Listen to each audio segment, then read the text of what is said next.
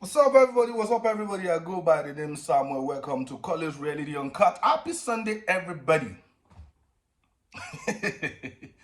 Today's topic is a little bit funny, and guys, pardon me if I'm laughing because it's a laughing stock at the same time. It leaves a lot of people stranded.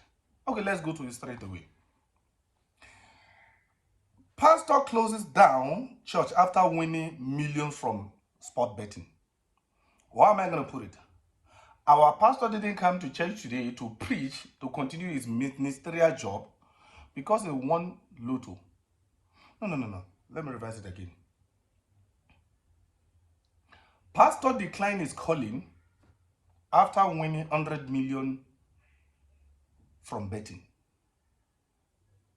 Or pastor noticed that he doesn't receive a recalling after winning the lotto.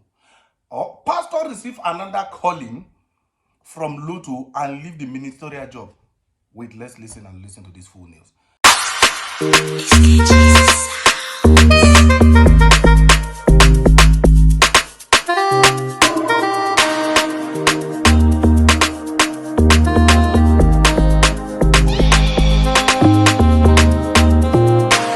Alright, it has been coming to my notice that Uganda pastor left the ministerial job after understand that poverty is the one that lead him to calling. You know, at times when you listen to it, when you listen a lot, you hear nonsense things. You know, a lot of across Africa right now, the easiest way to make money is to go and have a church. If it's a sin, I say God for like, God forgive me for this. But you know, those are the things that you know that this thing is exactly happening, but you don't see the evidence because all of them they actually have, you know, relationship. They dedicated to it. You say, with the God that called me. But my problem is, when do you receive calling? Who call you? When do you receive calling? Like Over Solomon said, who call you?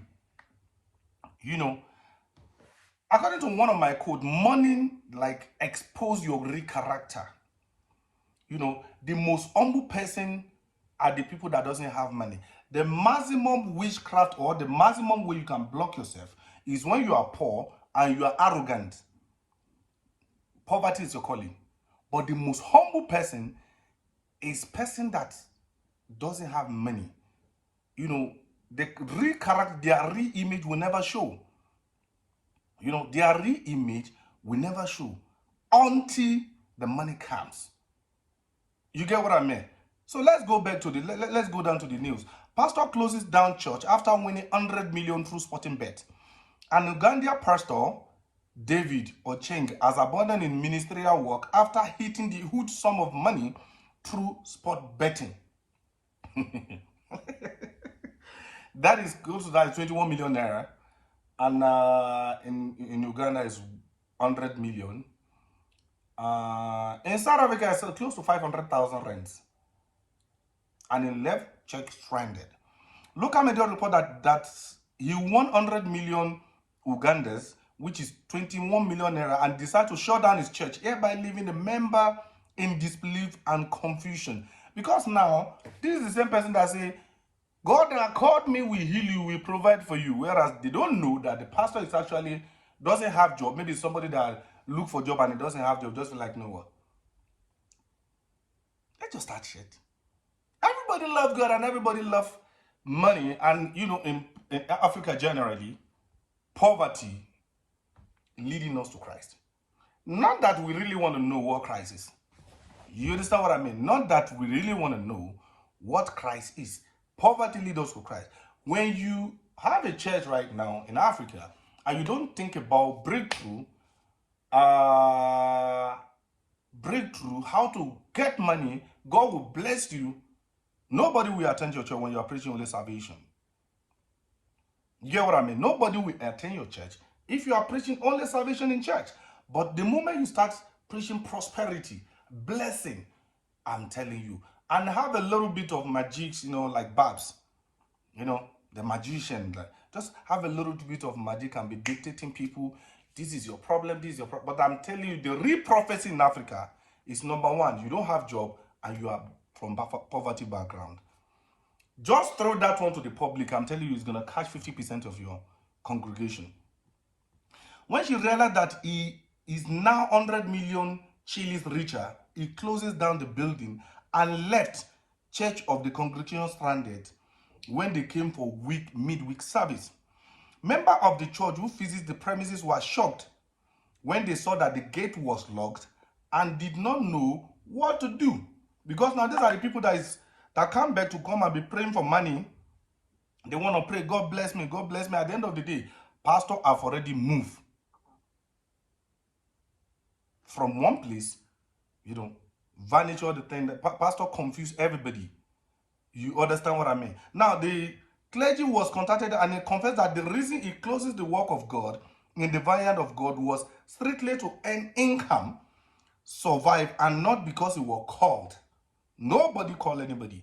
He just feel like, today, people like donating. Give money for God. Give money for God. Give money for God. By the time you collect 100 rand, 200, 300, especially if you're a motivational speaker, your mouth is very sweet. You can be eating the dark one for 5,000, For one person, just do that for like a month. You are eating like 30,000 rand. Ochieng further described the winning as a blessing from God and shift way to get him out of poverty. It was because he could not sustain himself with money from his poor congregation. That means the poor congregation are not contribute a lot of money. That is why he shifts. Guys, I believe in yourself. Believe in yourself. People that doesn't know road, but they're still looking for road.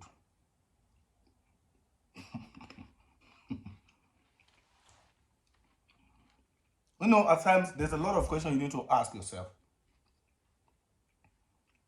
But you don't have the confirmation, but you know inside you that this one is not God. This one. This one. That know that the voice is always rising when it's time for blessing.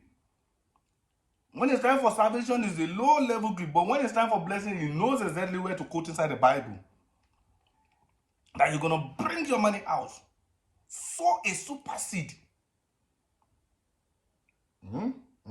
You.